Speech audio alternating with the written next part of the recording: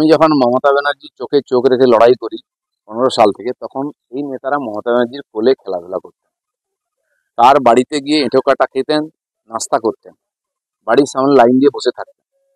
আর এখন হঠাৎ বিজেপি হয়েছে, হঠাৎ বিজেপি যারা দেখুন লাফাচ্ছেন, 21-এর বিজেপি, তো তারা সকালবেলা বিজেপিতে নাস্তা করেন, দুপুরবেলা টিএমসির বাড়িতে গিয়ে লাঞ্চ করেন, আবার রাত্রেবেলা বিজেপিতে এসে ডিনার করেন।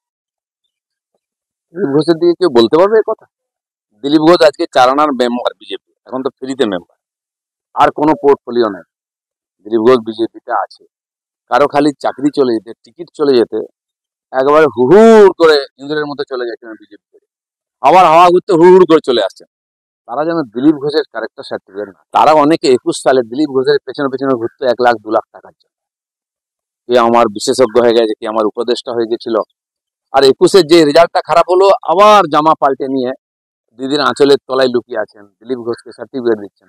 আরে এরা অন্য দাস সব, দিলীপ ঘোষ বুক ফুলিয়ে বলবে, কারণ দিলীপ ঘোষ কারোর সঙ্গে অ্যাডজাস্ট করেনি।